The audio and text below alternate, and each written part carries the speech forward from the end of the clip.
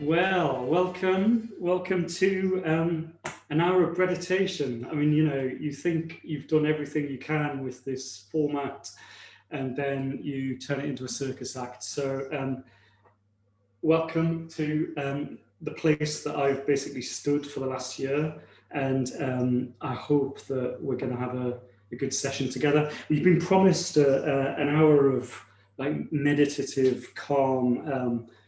And we'll get there, but it is going to be a hustle in the first couple of minutes because I think what we're going to try and do is bake a loaf of bread, and we'll also try and get started on a second loaf so you can see how that all goes. But in the course of the thinking in the hour, roughly speaking, we're going to be covering the story of humanity, how capitalism ruins everything, gluten, sourdough, the gut biome, biodiversity, climate change, inequality, how to butter your toast, and how you can change your life with only a pillowcase, a razor blade, a water spray, and a shower cap. All of that, and we've got Rob Penn, who's just written this great book, Slow Rise, which has got a fancier cover in the real version, but is nevertheless an excellent bread-making adventure. And he's going to tell us about what exactly got up to. But if you bear with me, I'm going to crack on. I've got a loaf in the fridge, and it's going to go in there. So I was up at 6 o'clock this morning. It's kind of a role reversal of what you normally do, because normally you're kind of getting up to shove the thing in the oven, and in practice today, I'm doing it in reverse. So I made this loaf this morning, and we've got bread can. Do you want to see bread can? That's it. It's got sesame seeds and poppy seeds on it, and it's got a bunch of different flours, which we'll talk about once I've done this. So the game is, we're going to get that into this. This is really hot. Some people call this a Dutch oven. Some people call it a Le Creuset. It's going to basically act as a small oven for us. And what we're going to do is get this dude into there and then into the oven. So you'll see a pillowcase doing its job. That's just to stop it sticking to the basket. I've just got this little pastry brush. I'm just going to take off some of the flour, which again was just to stop it sticking really. And then we've got razor blade, still made them. And what we're doing, we're just going to slash that all the way along its length, like a nice crescent. And the idea for that is it's just going to, I'll go to bread can again, just quickly. You can see, I think, that, it just kind of creates this valley down the middle, opens up. And then what we're going to get out of that is room to rise. So I just get that in here, try not to burn myself. Got this, every gardener's got one of these. You just do this for a second. And what we're trying to do there is just create a bit of humidity. And the idea is that you're creating an environment where it just keeps the temperature down and gives it a chance to rise. So that goes in. We're just going to put 30 minutes on it. And I'll tell you briefly what happens. So yeah, well, that's done anyway. So thank God for that. And it didn't sort of have to be poured into the thing, which it sometimes can, depending on the flour you're using. So yeah, what we just did, that's a sourdough loaf that's gone in. It's got a bunch of different types of wheat and flour. It's got this guy, Canadian strong white. Canadian because somebody can tell us, a clever person, why it's Canadian. We'll get to that in a minute. It's got a bit of this, which is light rye, which just gives it a lovely texture and a bit of a sort of soft flavour. And then this is like the real frightening thing to handle. I don't know if you can see that. It's called Emma, EMMA, BEMMER, and it's a very rare flour, and it's a difficult little co-worker as well. So we'll when we get talking to Rob, we'll get to that. So what happens? That goes in there for 30 minutes covered, and then we're gonna after 30 minutes take the lid off, and then in the second phase, another 25 minutes is going to brown. And so what you're basically trying to achieve is in the first bit, you get what they call the oven spring, where it you're hoping for your rise, and that's what your infamous sourdough starter is responsible for. But then it gets to a level where once it gets too hot, basically the yeast can't do anything else. It kills it off, and so once it gets to a certain pitch, that you're done. That's your rise, and then in the second bit, you're going to get the hopefully the lovely colour. So so there we are. So that's the start. So can I just say hello properly, I think, to Rob, because that was all a bit helter-skelter. Rob's in Abergavenny. He's 3 miles down the road from where he lives. And Rob, I wonder if you could tell us, just to kick us off, what Slow Rise, a bread making adventure, is all about. What was the challenge you set yourself in this book? So the book is ostensibly about the history of bread, and that begins with the Neolithic Revolution at the tip of the Fertile Crescent 11,000 years ago. Actually, the story of bread goes back further than that, but it begins with the domestication of wheat, and the two founder crops that were domesticated at the very beginning of the Neolithic Revolution, the dawn of civilization, were einkorn and emmer, which you're baking with today, or at least in part baking with today. And the story of bread, continues to be important today. 11 million loaves were baked in the United Kingdom this morning. And in the temperate parts of the world, something like 20% or a fifth of the calories consumed by human beings in Western democratic countries are made up by bread. So it's an incredibly relevant story. Anyway, to try and tell that story, Dave, I planted an acre of wheat myself, and I broadcast it by hand. I harvested it with a sickle. I threshed and winnowed it in my barn at home, and I had it milled into flour in an old-fashioned water mill in West Wales. And then I made bread at home. I built a brick bread oven and made bread for the family for a year. And in a way, that's a conceit, a contrivance, but it's one that I relish. It was a fantastic process, but it was really a device to try and tell, or at least break up and make, the narrative of this extraordinary epic story of bread and how it's been kneaded into almost every facet of human existence. Well, as I said at the top, really, it really is the story of humanity, isn't it?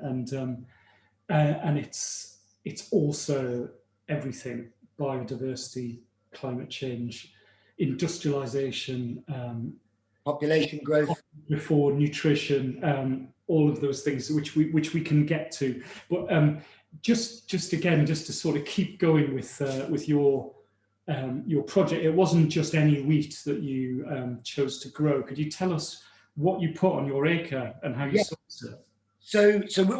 I grew two varieties to try and explore different facets.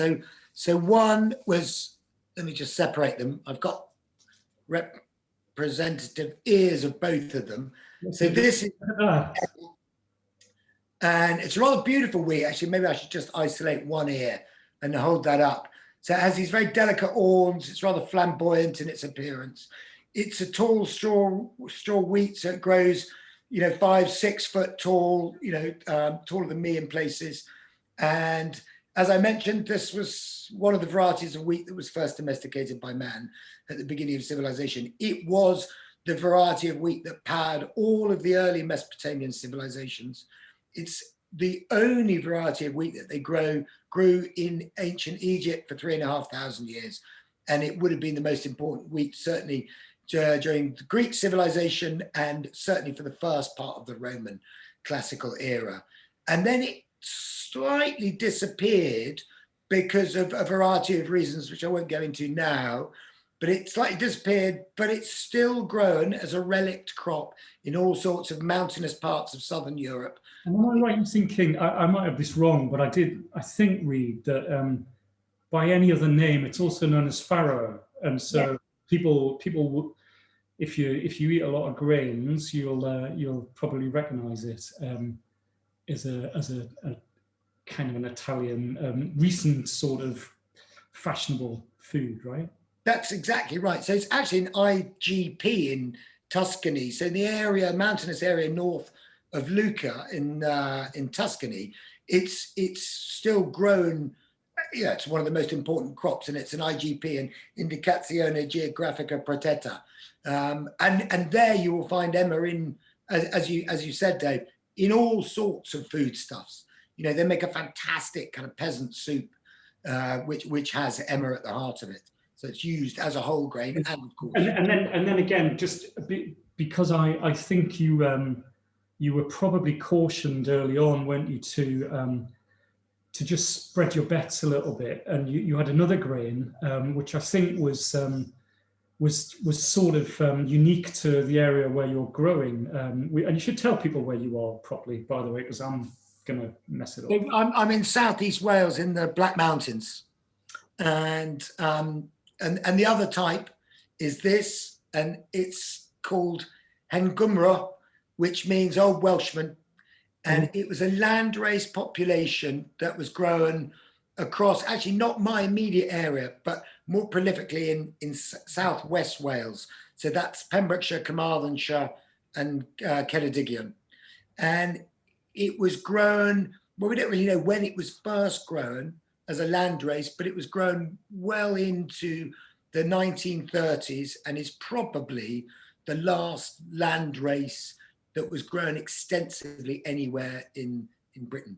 And I tell you what, if I can just interrupt for a second, I might get you just to sort of very briefly tell us what you mean by landrace in a moment. But I'm just gonna, you know, show you a bit of what it all means really to make a loaf of bread in your kitchen, because it sounds like a thing that no one could possibly take on, and actually, you know, it's fine. It's really quite a straightforward set of processes. So this, I don't know whether he's on the call or not, but my friend Tom, who lives up the road, has been a sort of sourdough obsessive for a good several years, and he somewhere near the start of lockdown asked me if I wanted to get some starter from him, and I made my first loaf of bread on May the 9th last year using his starter.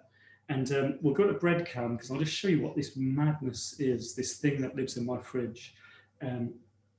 So have a look at that. Can you see? It's all, it's quite bubbly, and if you were here, you would know that it kind of smells like really quite nice, and you know, it's got a sourness to it, which is really appealing. But I fed that this morning at 6 o'clock, and it was down here, and well, you can see what it's done. So just to get us started, I'm going to put 150, maybe 160 grams in there. And I don't know whether you can see that, but look how elasticy it is. And you can see all those stretchy structures already. It's, I mean, this thing, it really wants to come and play. It's very well fed.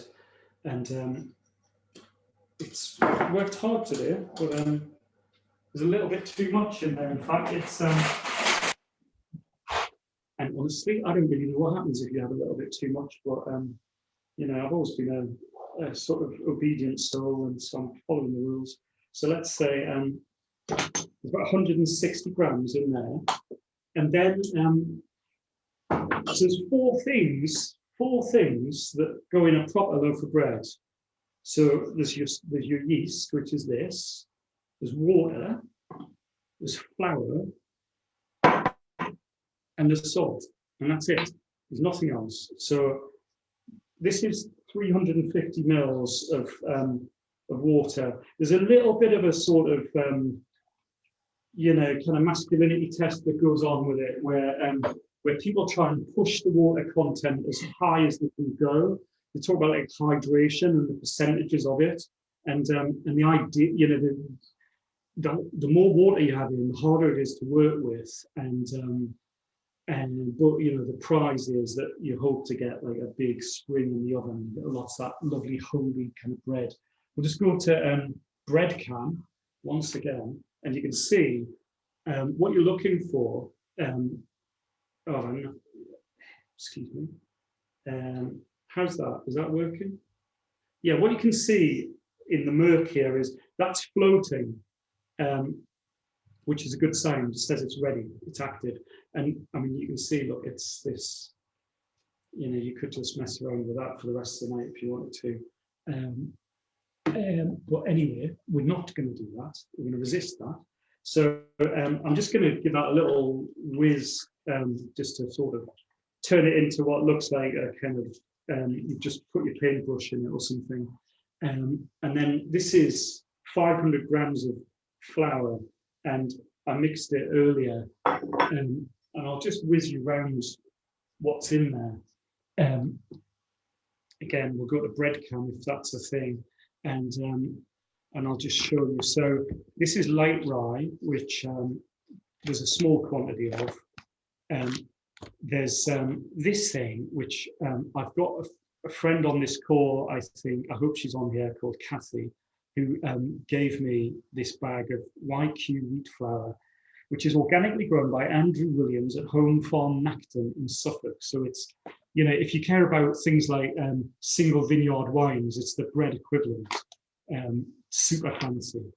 Then there's this, which is Canadian strong white flour. And I think the reason that there's a slight fetishization of Canadian flour is that it's one of the breeds that survived through isolation, and it's got a high gluten content, so it's particularly good for getting structure into your bread. And then we've got organic Emma, which is the one that Rob grew. We'll have a look at some of that in a bit. And then this guy who's become my sort of fashion icon in lockdown. I haven't quite made it to the medieval tabard yet, but I have aspirations. So we'll see how it goes. There's a little bit of that. So there are multitudes in this loaf. I'm not kidding. It's I mean, there's hundreds of types of wheat going to be going in here. So what we're going to do, just quickly, I'm just going to basically just bring this together. We haven't put the salt in yet, you'll notice. So all we've done is put the water and the flour and the starter together in a bowl, and we're just going to, you just mix them quite roughly. It's so you end up with this sort of quite raggy looking dough in there. It smells really nice already, and yeah, we do that, and then it gets pretty clarty. So fortunately, we've got this scraper which cleans not only the bowl but also your fingers, and then we're gonna just whiz around the inside of the bowl just to make sure we're not leaving any of that hard to find flour behind. And then the idea is we're going to tip this out onto the bench, and I'm just going to move all this crap out of the way. And then, yeah, we're going to knead it for about 8 minutes. So I'll get it out. You can see it's, you've got a bread can again. This is where my phone gets absolutely destroyed. It's one of the good cause in that. Can we go to bread can at this point? There you go. That's it. Look, it's kind of, it's not an appealing looking thing at this point, is it? Really? There you go. But watch what happens next. We're going to just spend about 8 minutes just doing this. And this is the meditative thing that I hope you're going to get some pleasure from. I'm going to move that flour out of the way. And it's just, it's quite it's quite a relaxing thing to do, as it turns out.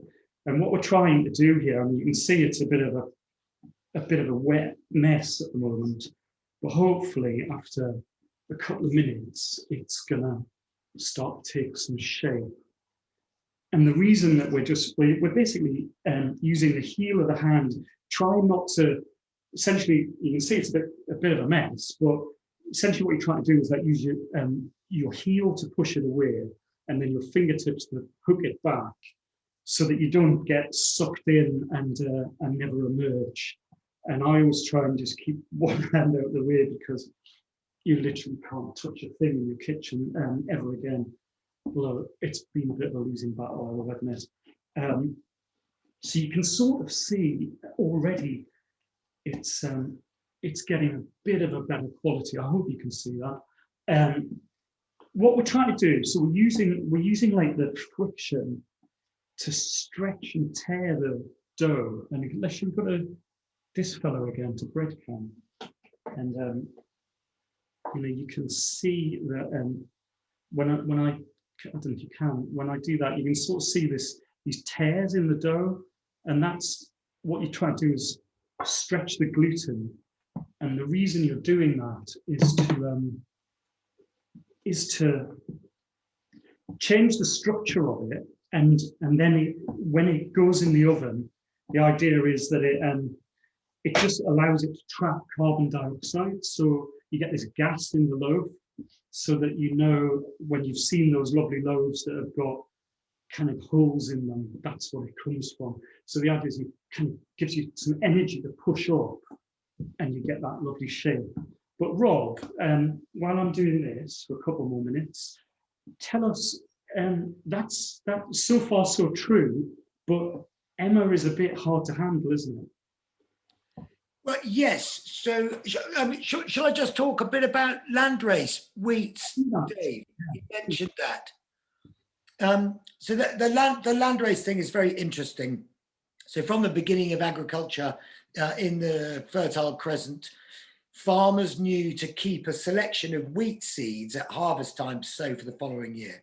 And over millennia, as each community observed the strongest plants, selected the best ears, and replanted the largest grains, what happened was you got tens of thousands of genetically diverse wheat populations, and they evolved across the wheat growing regions of the globe. And they are called land races. And they have the characteristics and the genetic makeup that makes them most likely to thrive in very local soils and microclimates. And this happened basically until the end of the 18th century, until scientific plant hybridization started to replace land races. And there were dozens of these land races that grew that were in cultivation in Britain alone. And some of them have been revived recently by sort of wheat chasers, and they have magical names, as well, like apple trees. So they have names like the Hein Gumro, which I grew, but also Kent Old Hoary, Red Lammas, Montgomery Red, April Bearded, Golden Drop, Orange Devon Blue Rough Chaff, Blue Cone Rivet. Basically, every community had its own species, really, and they've done that because they kept the ones that worked, right? They kept the strongest one. As simple as. I want to have a quick look. Can you see now on here that's it's getting quite sticky. I mean, it's still sticky, but you can see it's got much more structure, and you can see perhaps that it looks a bit more like a recognizable ball of dough now. And it's quite lovely to work with it. I was a bit timid, and I kept the water content down a little, just to make sure that it wasn't horrible to handle. And it makes it quite an effort, if I'm honest. But it's only the second one I've done today, so I shouldn't complain. So Rob, yes. So Emma then. It's hard to handle. Let's see that. Hard to handle because it has a low protein content. So protein, gluten by another name. So I'm sure you know all this, Dave, but gluten is made up of, so there are two amino proteins in wheat called gliadin and glutenin. And in the fermentation process, they combine to call this thing called, to make this thing called gluten. And gluten is what gives dough its network, its matrix, its formation. And the fermentation process, ethanol fermentation process, creates carbon dioxide as a byproduct. When the yeast and bacteria that are active in the sourdough starter combine with enzymes in the flour, and that initiates the ethanol fermentation process. And the byproduct is carbon dioxide, and that is trapped in the holes by the matrix. And if you have a high protein content, which your Canadian wheat, for example, does, so that would be a hard red spring wheat, and it would have a very high protein content compared to wheats that we grow, say in the United Kingdom or in lots of parts of the continent, which are very low protein. So high protein delivers a really strong matrix, which allows all of the gases that are created during the fermentation process to be trapped and makes the bread rise. I'm going to interrupt you there a sec. I think I'm going to call it for that. So I'm going to put this back in here. It's come off my hand eventually. You see, it's pretty sticky. And then what we're going to do, so what happens next is that just rests for 20 minutes. And you've already seen the pillowcase and the razor blade. Meet the shower cap. My most bizarre internet purchase of lockdown was about 5,000 shower caps in a bag, and they're brilliant for this because we just go on and see it's just amazing. Changed my life. I could do with just washing my hands, so why don't I go around there for a second? And I'm just gonna. I wonder, have we got Kathy St. Germans in the room? Yes. Oh my goodness! Look, hello, Cornwall. Hello, London. How are you? Good to see you. Yeah, so good to see you. Yeah, you too. So as I said, this was somewhere before everything shut down into tier 2 and whatever it was. Kathy gifted me that.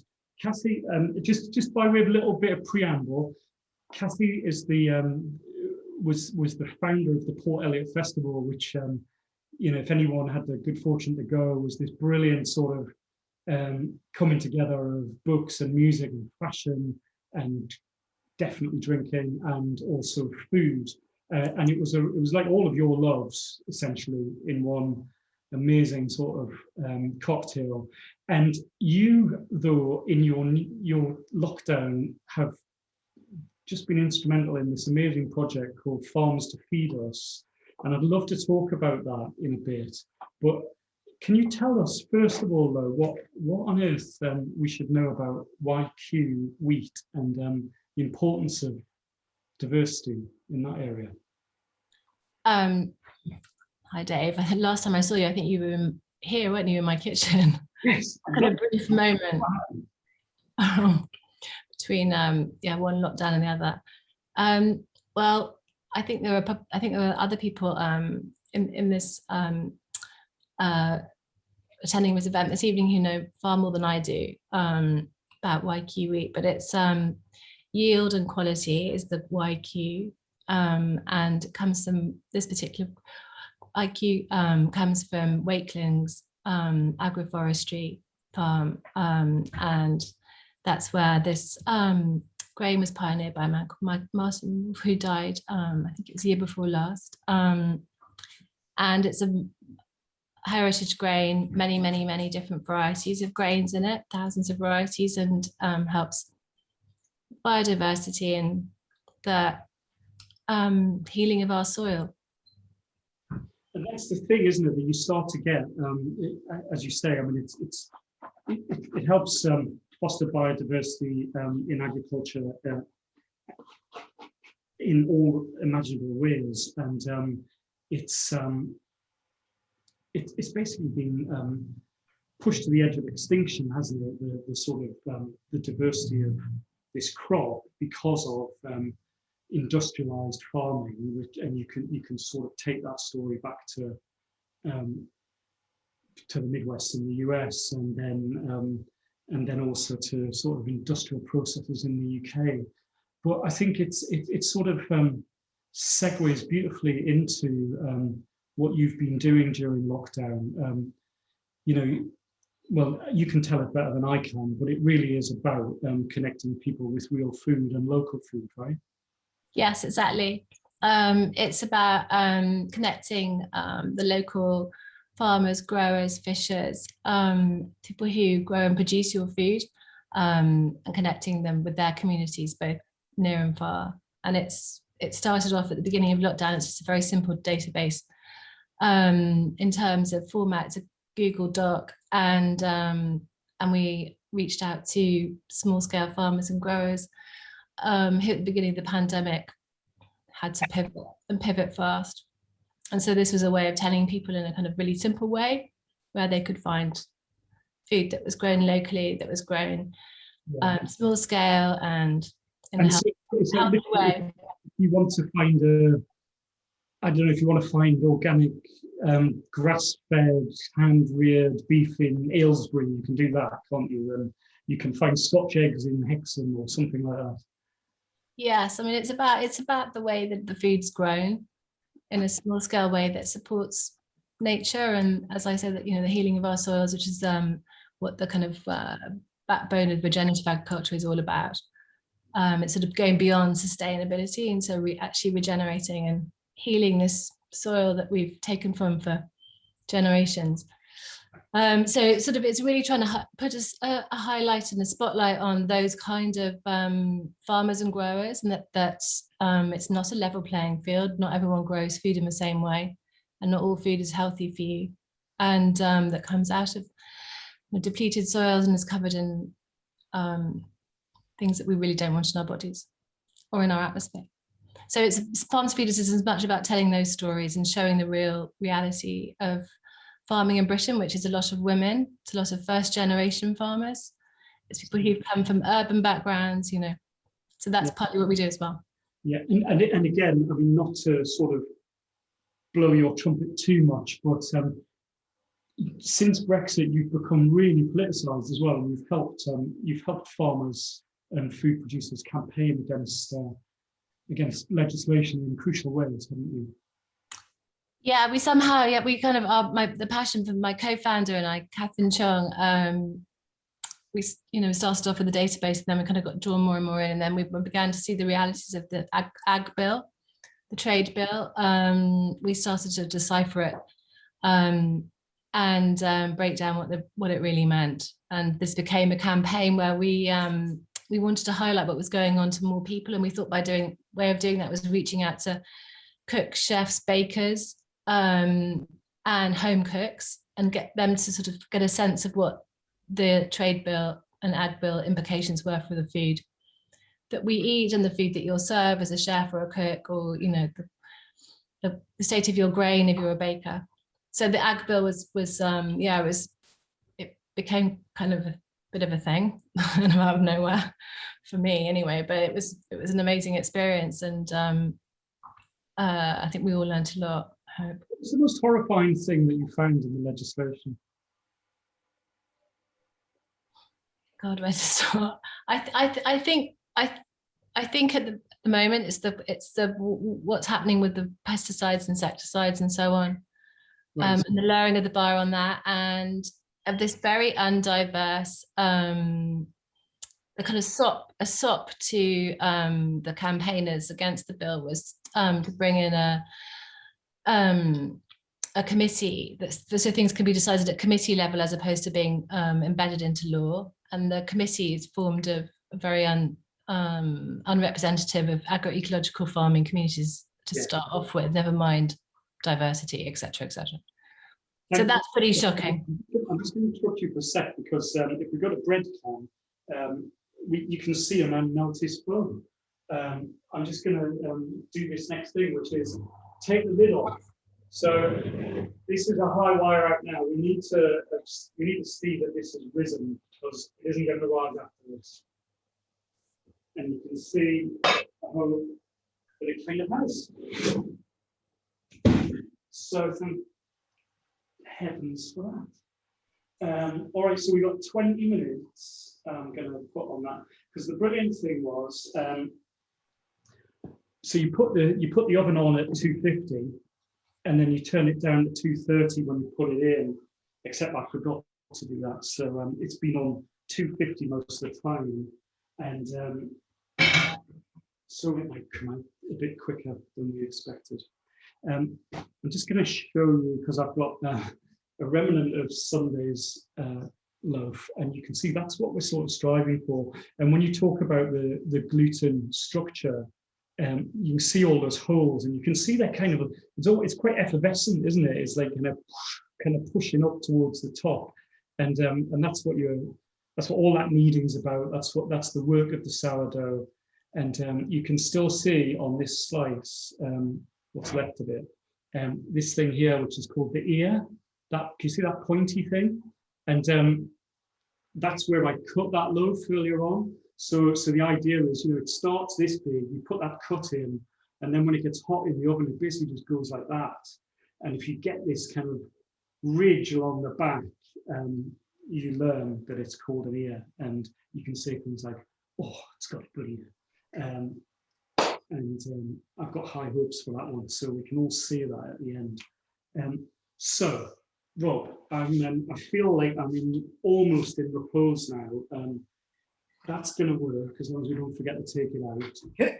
Dave, can I just jump in and mention something about YQ, which is which might be of interest. So YQ is it's basically a modern landrace. So the chap that Kathy referred to, Professor Martin Wolf, the late Professor Martin Wolf, he took I think 20 varieties of wheat, and he crossed every one with every one, which gave him I think it's 190 different varieties of wheat, and he planted that out in a field. So within YQ, you have 190 different varieties of wheat. So that is an extraordinary thing, and that's what all landrace populations were. So within that, you have a variety which will do well in a certain soil type, and a variety which will do well under certain ripening conditions. So there's a kind of insurance policy for the farmer in that. But the magic in it is that population will adapt to wherever you grow it. So my neighbor grew 10 acres of YQ last year. She's replanted, she's growing 10 again this year. And I bake with it all the time. But it will be different. The bread will have different properties structurally and will taste different to the YQ that your farmer, Andrew Williams, grew in Suffolk, which is a magic in it. And then the final point, Kathy's point about, regenerating the soil. So land races, because the plants grow very tall, so the plants will be 4, 5, 6 foot, they tend to outcompete and suppress weeds. So you don't need to use chemical fertilizers. And they have larger root systems, the modern varieties, which support more mycorrhiza or fungi in the soil. And they are more resistant to diseases as well. So it's a no-brainer. The only difference is the yield is lower, which is why farmers don't universally use them. So there's two things. We've got about 20 minutes to go, and there's two things I think we need to do. One is talk about industrialization, and the other is it's just to get into the health properties of sourdough and to talk about gluten. And I do think that the gluten story is a really interesting one, because it seemed like from nowhere a handful of years ago it was suddenly like regarded as a real dietary no-no and a disaster for some people, understandably. I think I'm right in saying it's impossible to sort of uncouple that from this industrialization of bread. And I'm just going to speed up the story a tiny bit, because there's one bit of it, which is you have expanding urban populations that you need to feed. A crucial sort of innovation was the steel mill roller, which allowed for just a longer shelf life for flour, and but also knocked many of the nutrients out of it at the same time. And then following on from that, that was probably like if I'm remembering this correctly, like a late 19th century, early 20th century innovation, which leads you towards all those outrageous pseudo breads like Wonder Bread in the US, in the 1930s, and suddenly they were absolutely beloved of consumers, but they were nutritionally worthless. And then you get to what happened in the UK, and it's something rather magnificently, but also disturbingly, called the 1961 Chorley wood bread process. And I wonder, having knocked that one across for you, whether you could nod it in, Rob, and just tell us what that's. So the Chorley wood bread process is another of the wrong turns that we as a species took to end up with modern bread, which is sort of so culinary, social and environmental mess. And it was another well-meaning turn. So the idea, a bunch of scientists were given a laboratory in Chorley Wood, north of London, and asked to devise a bread making process which allowed the use of low protein British grown wheats. Because at the time we were absolutely deluged with Canadian imports. Mm-hmm. Canadian milling and baking industry was taking over bread baking across the whole of Britain. And to try and resist this, these scientists devised the Chorley wood bread process. Unfortunately, it happened to work extremely well on an industrial scale. So the idea was it would provide small bakers a means of producing bread using British wheat to compete against the industrial bakers, but it worked for the industrial bakers as well. And it is now being adopted globally. And a huge proportion of the bread made in Britain today is using the Chorley wood process. And it necessarily involves, well, there's two things. So one, fermentation, rather than your fermentation of taking 12 hours, Dave, fermentation of the Chorley wood bread process takes a trice. It's half an hour, 45 minutes. I can't remember exactly. More than a trice to get this thing out of the bloody oh, it's so sticky. I'm just to interrupt you a tiny bit there. What's happening now? We've had 20 minutes, or at least I think we have. And I'm going to do one more thing, which is just create a little hole in that. And got 12 grams of salt, and that goes in. And I think I'm right in saying the science of this is the reason you don't put the salt in at the outset when we went before is that it just slightly restricts the early work of the gluten, so you can't. That's why you give it that 20-minute rest initially before you put this in. So all I'm doing now is like 2 minutes less, really, to just get that salt through the dough, and then it's got its 4 magic ingredients, which again, to remind you, are sourdough starter, water, flour, and salt. And that is it. And it kind of, I'm leaving a little bit of it behind, but it's in quite good shape. So I'm going to do one more thing. What has to happen next in this method is not the only method. People have different methods. There are some where you don't knead your bread at all. But with this one, you basically, for the rest of your life now, for the next, every half hour on the half hour, you have to fold it. That's how that goes. So basically, you get it in the bowl, and I should have put a little bit of drop of oil in there just to stop it sticking, but forgot that. So we're going to do that, and then then basically, let's see if you can see what I'm doing here. You just pick it up, see how stretchy it is, fold it over. You're going to do like 4 folds from each point of the compass, and look at it now. You see. Fold that over, turn it round, do it again, and through the wonders of breadcam and sec, you'll see that it actually already kind of starts to look like a nice bowl, and it's already got some structure. And the reason you're folding it like that is just to sort of tighten everything up, you know. So you just go to the bread can again. So you can see there, I mean, it's quite handsome, isn't it, already? Look, it's, you see it's come away from the bowl. What that has to do next is, you know, it just rests for half an hour. You come back and fold it again, and so it goes on. So the bad news is you came in, but you can never leave. You have to stay until I put that to bed. So, but anyway, that's roughly it. You saw me mix it, knead it, rest it, add the salt, and then do those first folds. I would do that 3 more times, and then I would just shove it in a banneton, this basket that you saw earlier briefly, and that gives it some shape. And overnight it proves, and then first thing in the morning, off you go, as we did at the start of this hour. So yeah, more of the same. And you can see, I mean, there's no great dramas or anything particularly frightening or difficult about the process. It is a process. I will say it's quite hard to keep your eye on the clock though when you're chatting as well. But anyway, so Chorley wood bread process.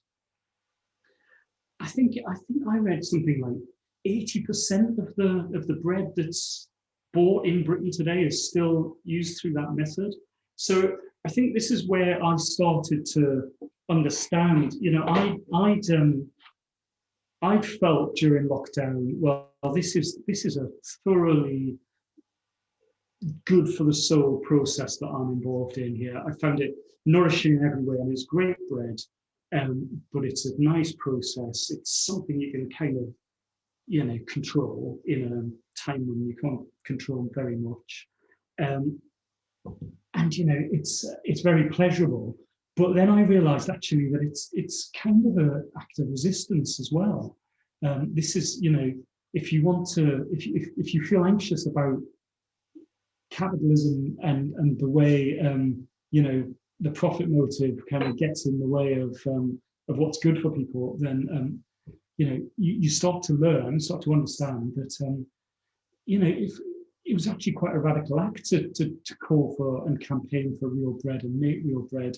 You know, the counterculture around San Francisco in the 60s, it was really news to me that, you know, the reclamation of proper bread that wasn't this industrial nightmare was a real kick against everything that, you know, American capitalism had become. So, but that being said, Rob, I wonder if you could be our expert witness just to try and tell us, if people are anxious about gluten, why? I think you had your own brush with gluten intolerance, and I'm wondering if you can talk about sourdough and the perceived efficacy of it. And I will tell you, we've got 6 minutes and 58 seconds to. Okay, it won't take that long, Dave. So yes, so I gave up eating bread a decade ago because I worked out that it was making me ill. And you know, it took me a long time to work that out, that it was bread, but I eventually got there. You know, I had a test for celiac. So celiac is a serious autoimmune disease which affects around 1% of the population in Western democratic countries. We've known about celiac as a disease for at least 2,000 years, sort of very well established. But what has increased significantly in the last few decades is other forms of non-specific gluten intolerance. And basically I ended up with one of those. So I had a test for celiac. I worked out it wasn't celiac, it was negative. And then I read more about bread. You know, I read books like Bread Matters by Andrew Whitley, and I identified bread as the component of my diet that was making me ill. And I stopped eating it and I got well again very quickly. And then a few years after that, someone gifted us, you know, rather as they did to you, Dave, at the beginning of lockdown, with a piece of sourdough starter called Bernard. And my wife learned to bake sourdough bread.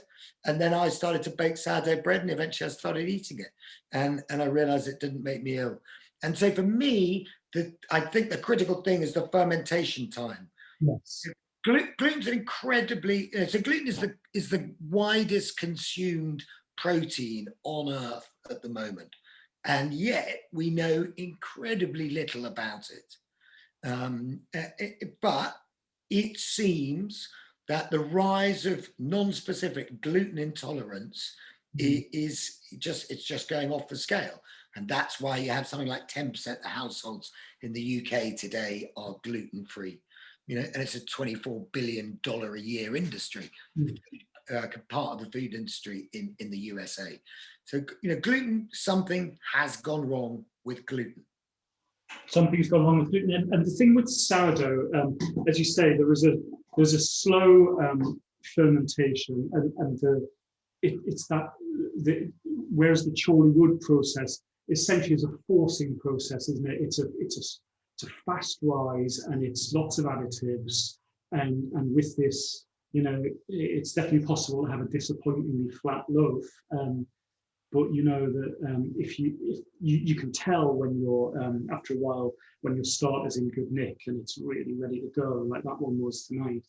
And you know, it really disappoints. As long as you don't forget to put the salt in, you can get a really tasty loaf, whatever, you know, it's like that or like that.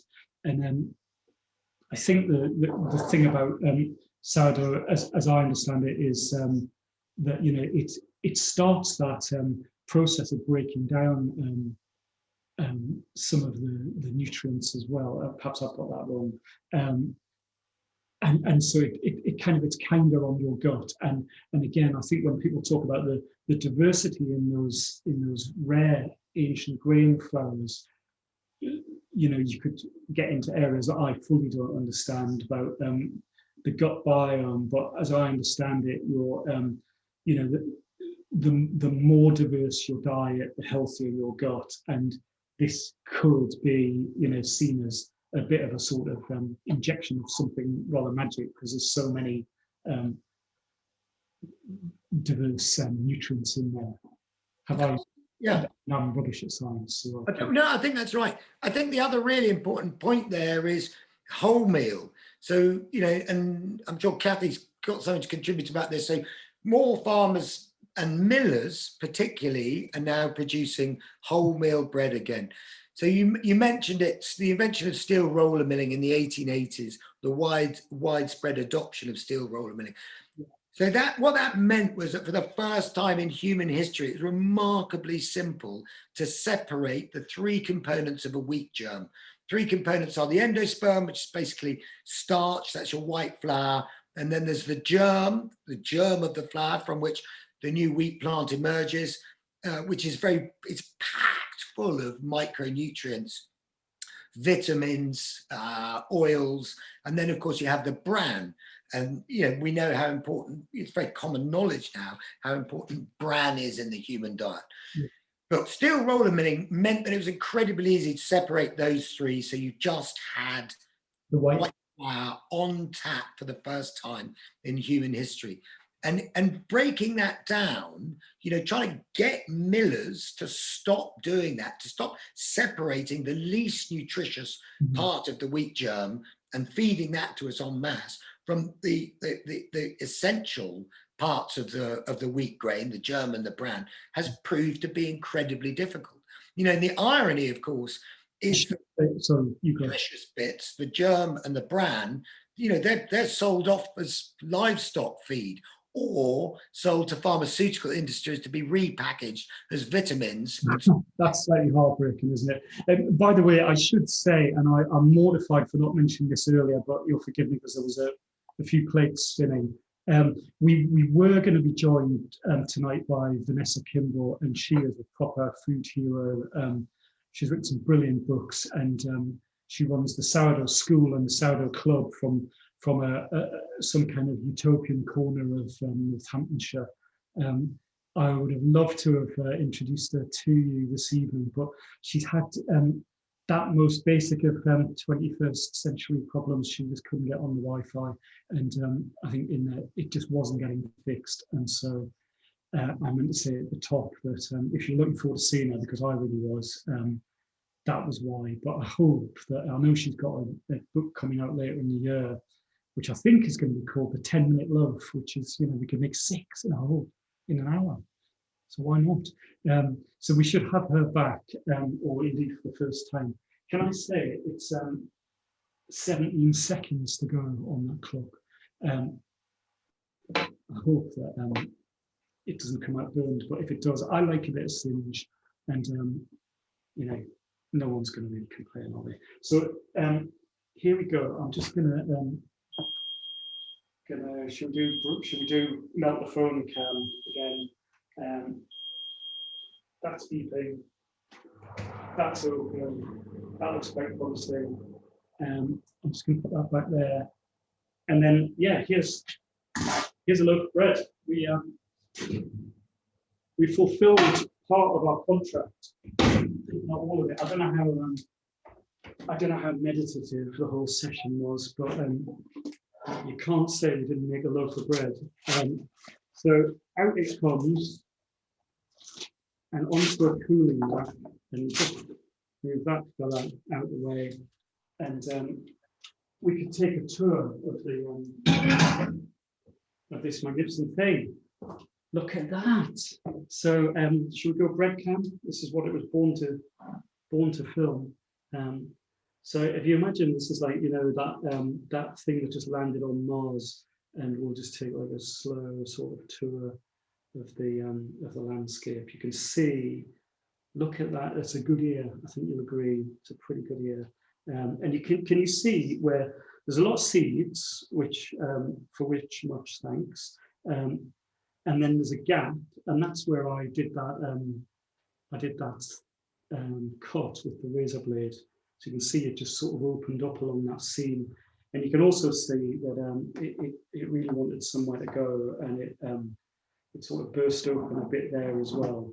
So but let's just have a look along its length. You can see it's pretty handsome, and it's got a nice char. It's got a little bit of burn along there, along the ear, and that's it. We made a loaf of bread. So it's sesame and poppy sourdough. It's got about multitudes in there, so we can applaud its diversity and all that it's doing for the North London postcodes. Rob, we did it. Hey, looks good, Dave. Looks really good. Well done. Looks pretty good. I really thank you for joining us, and I mean, we are probably going to go a tiny bit over time, but you know, I mean, I know people have eaten in Thinkins before, but I'm not sure people have made. Can I just change the tone ever so slightly, but only a little bit? I've been thinking a lot recently about this Tom Stoppard play, Travesties, and I don't know, you know, a few people probably saw it in a revival with Tom Hollander a few years ago. It's a brilliant play, like a tour de force of you know, Zurich in during World War I, where you've got Joyce and Tristan Zara and you know, Lenin all come together in this mad scenario with this kind of crazed sort of unreliable narrator, Henry Carr, who's a British diplomat. But the only reason I mention it is that at the very end of it, I just want to read this last bit. It's because he's had this glorious kind of dilettante sort of cultural moment there. And the play finishes with him in this little monologue where he says, I learned 3 things in Zurich during the war. I wrote them down. Firstly, you're either a revolutionary or you're not. And if you're not, you might as well be an artist as anything else. Secondly, if you can't be an artist, you might as well be a revolutionary. I forget the 3rd thing. And and then it blacks out, and it's just this brilliant, it's a brilliant sort of downbeat moment to finish the play on. And I just thought, you know, I had this moment of clarity and thought, well, I know what the 3rd thing is. If you want to be a revolutionary and an artist, be a baker. You know, you can have it all. So, you know, I just send you off into the night, urging you to be a revolutionary and an artist and a baker, nourish yourself and your loved ones, fight capitalism and big bread, and stockpile seeds, because I promise you there's going to be a run on sesame seeds in 2021. So thanks, everyone. I'll wave you off, and I hope you enjoyed that. It's all very strange.